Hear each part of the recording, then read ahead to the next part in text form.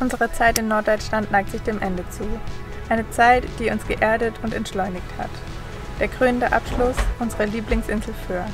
Eine Insel voller Herzensmomente und Marmeladenglas-Erinnerungen. Das war's. Urlaub ist vorbei und damit willkommen zu einer neuen Folge mit uns. Mit Neuland Stories. Wir sind jetzt auf der Fähre von Föhr nach Dagebüll. Und ich glaube, wir gehen jetzt erstmal hoch aufs Deck.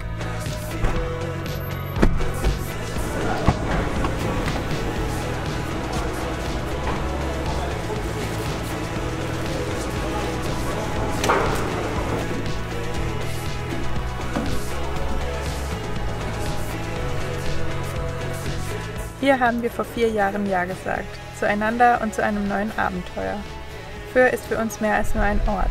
Es ist ein Stück zu Hause und genau deshalb der beste Abschluss hier im Norden vorerst. Doch auch wenn der Sommer noch andauert, zieht es uns wieder Richtung Süden. Warum? Das verraten wir euch in diesem Video.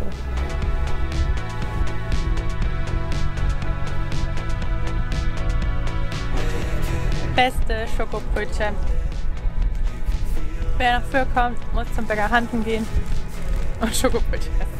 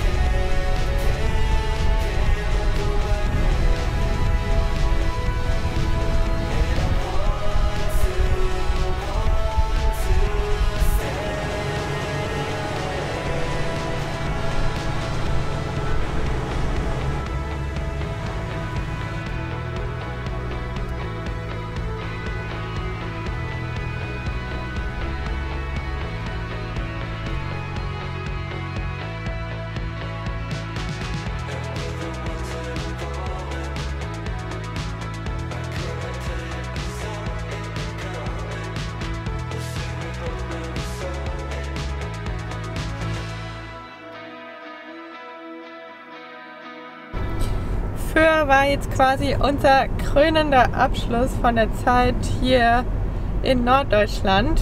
Wie ihr sicherlich gesehen habt, sind wir nicht in unserem Van unterwegs gewesen, waren nicht in unserem Van auf Föhr, sondern durften das Auto von Bastis Eltern ausleihen, wo unser Van auch sicher geparkt ist. Wir sind jetzt schon so knappe 2,5 Stunden gefahren, kommen jetzt bald an in 10 Minuten und dann müssen wir erstmal umpacken. Verbringen noch einen schönen Tag mit Bastis Eltern und dann geht's schon quasi wieder Richtung Süden. Schade eigentlich, ne? Lachendes und weinendes Auge. Lachendes und weinendes Auge.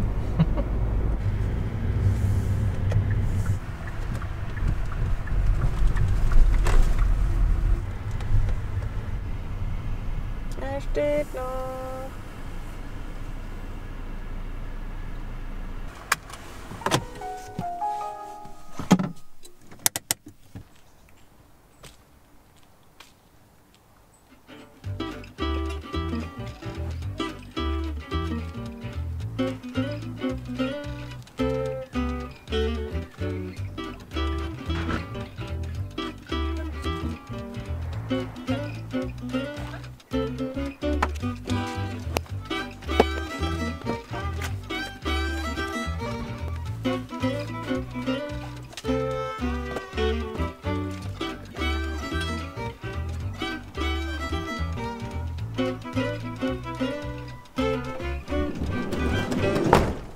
Groot ist wieder geladen.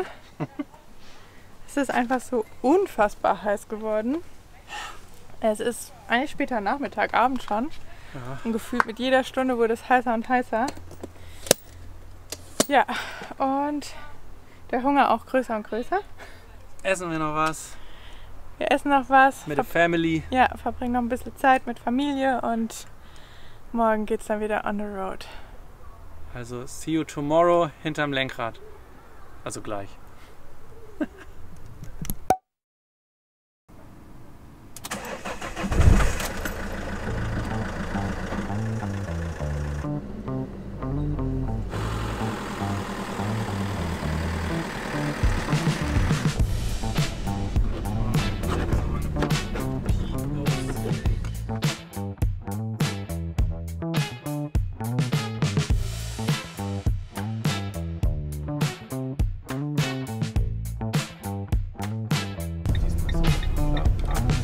Guten Morgen.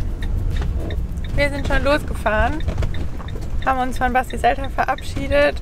Für uns geht es ja jetzt quasi langsam Richtung Süden und wir haben jetzt heute hier in Hamburg nochmal einen Kundentermin, wo wir ein bisschen was nacharbeiten und danach müssen wir uns vom Norden verabschieden. So sieht's aus. Tja, habe ich ja gestern schon mal, glaube ich, gesagt, leicht fällt es uns nicht. Aber jetzt erstmal an der Arbeit.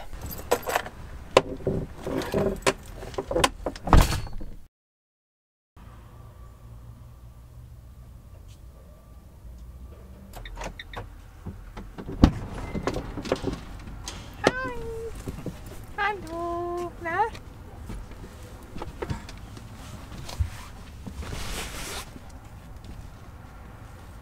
So, das hätten wir.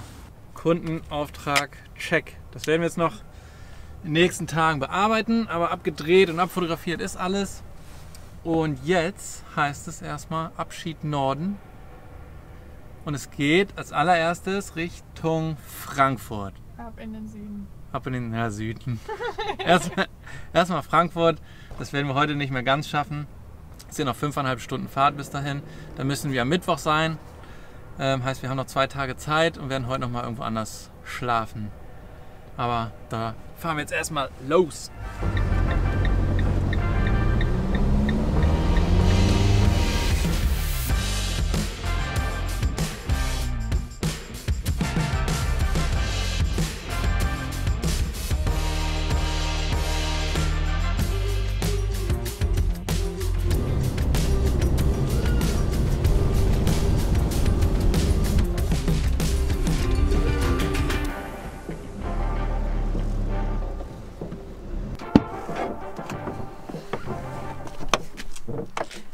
Angekommen für heute. Wir dachten eigentlich, wir schaffen es vielleicht noch ein bisschen weiter, aber wir hatten zwischendurch so oft Stau, dass wir es jetzt ein bisschen südlicher von Hannover geschafft haben. Hier ist so eine kleine Seenlandschaft. Hier können wir jetzt auf so einem Parkplatz übernachten. Für eine Nacht ist das, glaube ich, gar nicht so schlecht. Wir können jetzt noch nach der Pause die neueste Podcast-Folge aufnehmen und eine Kleinigkeit zu Abend essen.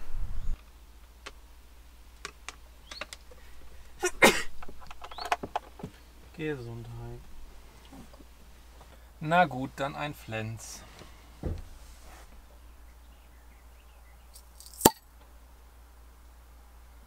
Einen halben. Immerhin. Halb.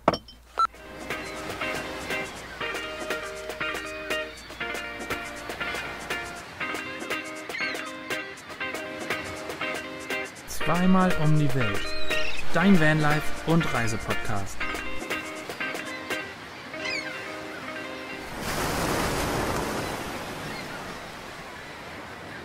Und damit ein herzliches Willkommen zu einer neuen Folge Zweimal um die Welt. Euer Lieblingspodcast in Sachen Vanlife, Reisen und bizarren Geschichten aus unserem Van-Alltag. Und ja, wir sind zurück im Van. Yeah. Yes. Wir sind Svenny und Basti von Neuland Stories und ich habe das Intro nach einer Woche Urlaub nicht verlernt.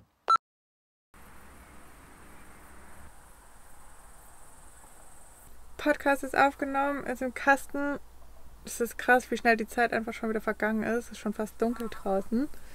Und ja, Basti schneidet jetzt noch den Podcast. Ich hole ein bisschen Laptop, E-Mail-Arbeit nach, die liegen geblieben ist nach dem Urlaub. Wer kennt's nicht? Und dann let's call it a day. Wir sehen uns morgen. Guten Morgen zusammen. Wir hatten eigentlich eine richtig gute Nacht. Gut geschlafen. Haben heute eine längere Strecke vor uns zum Fahren. Deswegen versuchen wir jetzt heute Morgen so gut wie möglich Bewegung in unseren Körper zu kriegen, damit sich das Fahren, das Sitzen besser aushält.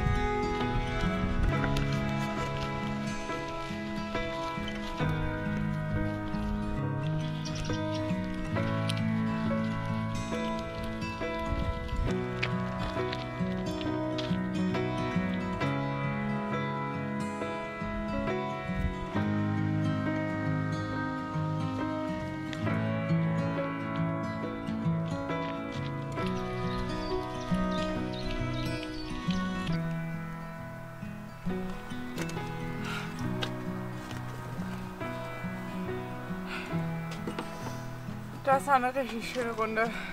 Cool. Einmal um See, links und rechts überall Brombeeren. Ich muss gleich nochmal los Brombeeren pflücken. Perfekt fürs Müsli. Sehr gut, damit habe ich schon angefangen. Sehr gut. Aber erstmal eine Dusche.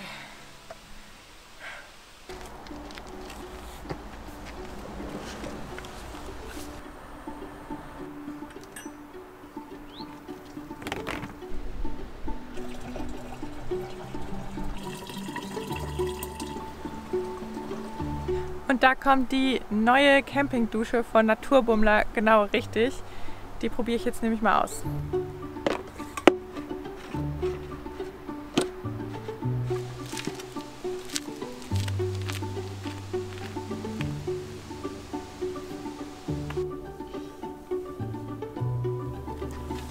Das Gute ist, die Dusche braucht überhaupt keinen Strom, ist also überall direkt einsetzbar. Man muss einfach nur mit der Pumpe Wasserdruck aufbauen und kann dann einfach so wie hier hinterm Van oder auch hinter einem Auto losduschen. Die Dusche ist super kompakt, in wenigen Sekunden aufgebaut und du hast die Wahl zwischen verschiedenen Modi, von sanftem Sprühregen bis hin zum etwas kräftigeren Strahl. Das Beste ist, es ist nicht nur eine Kaltwasserdusche, entweder du füllst vorgewärmtes Wasser in den Behälter oder stellst ihn ohne Neoprenschutzhülle in die Sonne, um im Anschluss eine warme Dusche genießen zu können. Die Möglichkeit, mal sich warm abzuduschen hinterm Van, ist auf jeden Fall eine Seltenheit für uns und richtig, richtig cool. Wenn ihr auf der Suche nach einer Camping-Außendusche seid für eure Trips ins Grüne, dann schaut auf jeden Fall mal bei Naturbummler vorbei und mit unserem Code Neuland10 spart ihr 10% auf euren Einkauf. Das war jetzt genau das Richtige, unkompliziert und einfach erfrischend. Und ich glaube, an heißen Tagen oder gerade nach so einem Morgenlauf wie heute hinterm Van ist es das perfekte Camping-Gadget, was auf jeden Fall nicht fehlen darf, egal ob mit warmem Wasser oder mit kaltem Wasser. Und denkt dran, mit unserem Code Neuland10 spart ihr 10% auf euren Einkauf. Also checkt nochmal unten die Beschreibungsbox, da haben wir nochmal alles aufgelistet, inklusive Link zum Online-Shop. So. Ich schnapp mir jetzt mal noch eine Schale und laufe noch mal ein paar Meter hier den Weg rein, den ich vorhin gejoggt bin mit Peppy, und hole noch ein paar Brombeeren. Das ist meine absolute Lieblingszeit, wenn die Beeren reif werden, sowohl wilde Himbeeren als Brombeeren als auch Heidelbeeren. Kann ich den ganzen Tag verbringen auf Wegen und diese Beeren sammeln.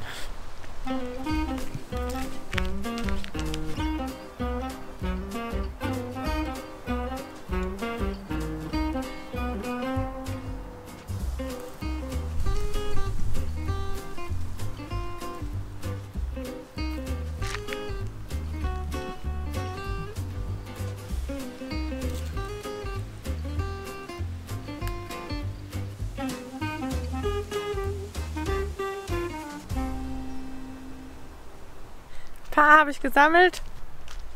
War gar nicht so einfach, an die guten dran zu kommen. Die sind noch alle relativ weit oben. Und so ein Brombeerstrauch ist ja ziemlich fies mit seinen Stacheln. Aber jetzt für unser Müsli, fürs Frühstück, bevor es losgeht, genau das Richtige. Bon Appetit!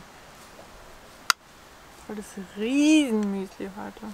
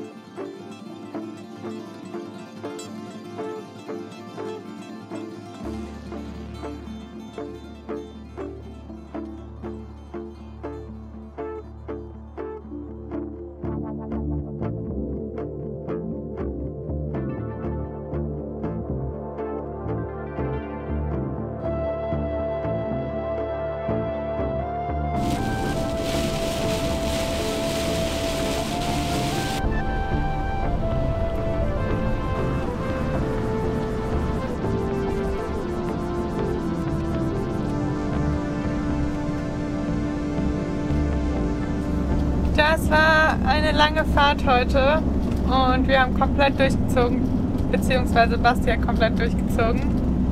Sehr viel Autobahn, alles, was man so kennt von der Autobahn, war dabei. Stockender Verkehr, Stau, Regen, Sonne, alles einmal mitgenommen. Und jetzt sind wir aber schon kurz vor unserem Ziel, kurz vor unserem Stellplatz für die Nacht. Und ja, sind froh.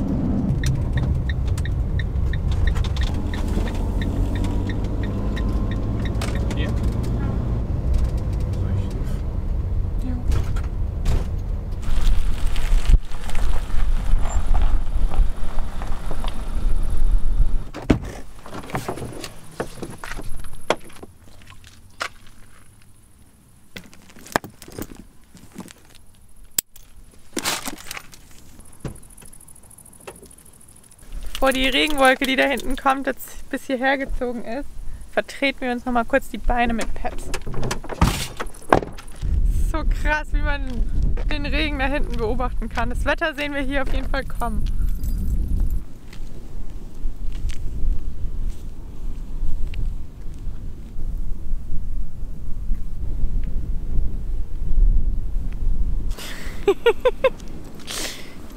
Das Wetter kam schneller, als wir dachten.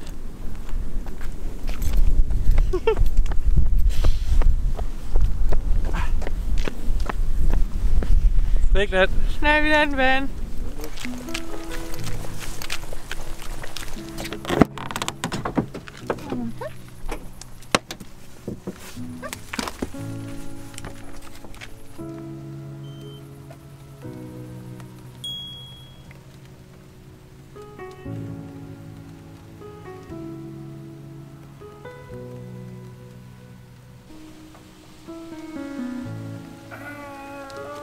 Okay. Tür zu.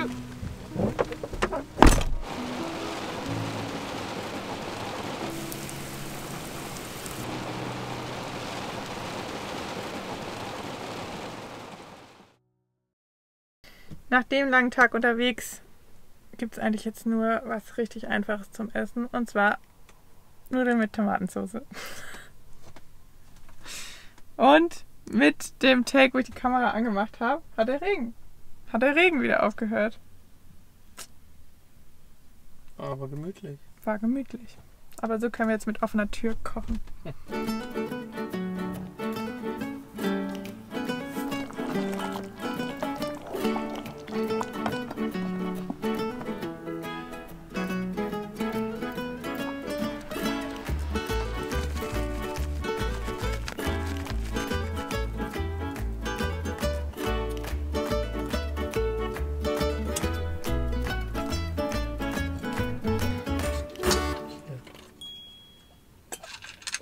Aufpassen mit da. Ja, gut. Ich weiß, du kannst es nicht so oft essen, aber ich könnte das.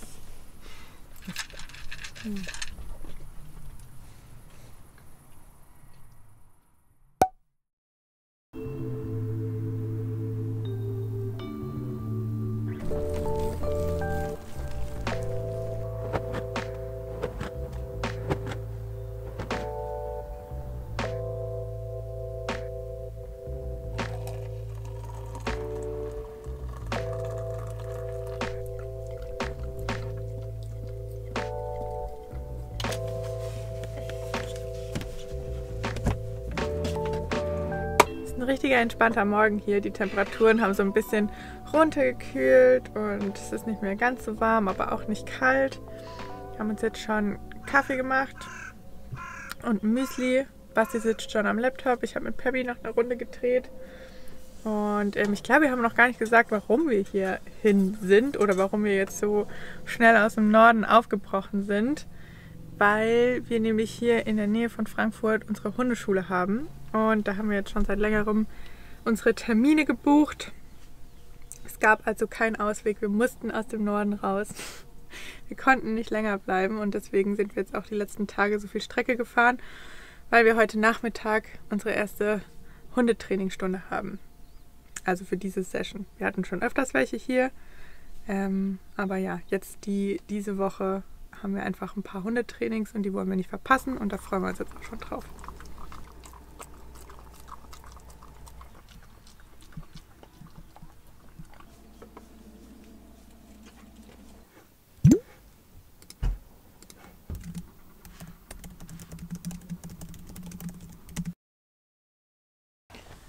Wir müssen zusammenpacken. Haben schon fast die Zeit vergessen. Aber es geht los. Wir müssen noch 10 Minuten fahren und dann freuen wir uns schon auf eine Stunde Hunde-Kommunikationsrunde.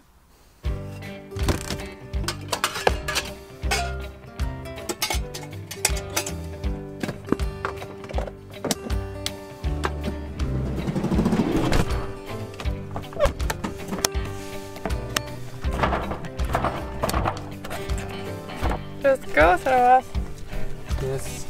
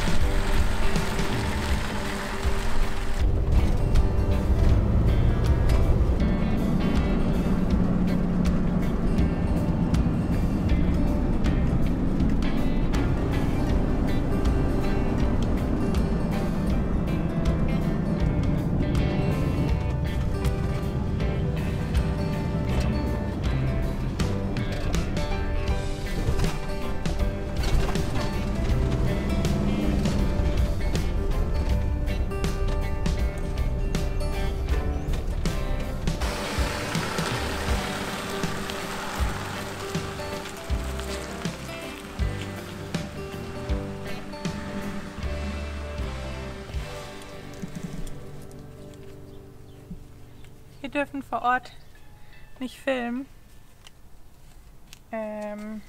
Deshalb melden wir uns einfach danach nochmal, wie es war. Bis dann. Ich mache mir vor Aufregung in die Hose. Da sind wir mal gespannt, was das wird. Bis gleich.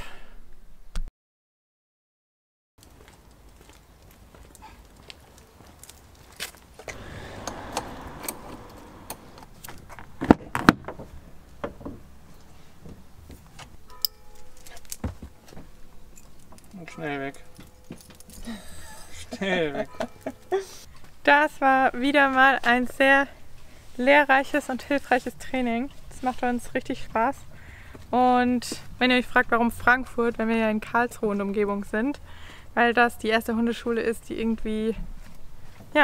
irgendwie unseren Vorstellungen entsprochen hat, wie das Training ist, wie das Training aussehen soll, wo wir richtig viel mitnehmen. Und genau, deswegen. Und genau zu Pebby passt. Ja, und genau zu Pebby passt. Also wir haben schon vor der Reise mehrere Hundeschulen ausprobiert. Mit der Hundeschule bin ich kurz bevor ich los bin nochmal in Intensivcoaching und das hat mir nochmal richtig viel Selbstbewusstsein gegeben. Nichtsdestotrotz ist es ein richtig langer Lernprozess und nicht mit einem Coaching gemacht. Deswegen, ja, sind wir jetzt immer mal wieder hier in Frankfurt und Umgebung und besuchen die Kurse und die Einzeltraining und ja, tut gut, macht Spaß. Und wir können alle was dabei lernen. Das ist doch sehr gut, denn auch wir müssen viel lernen.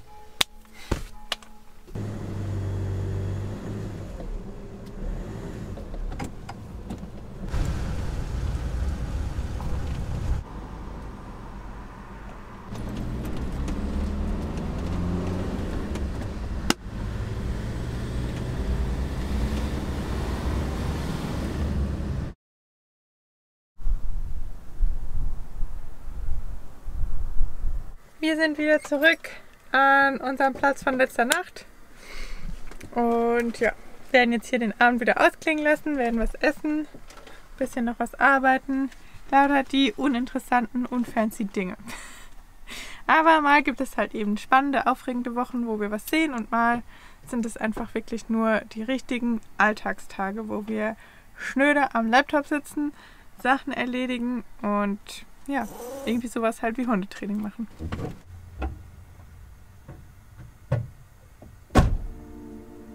Wir denken oft darüber nach, warum der Norden so viel mit uns macht.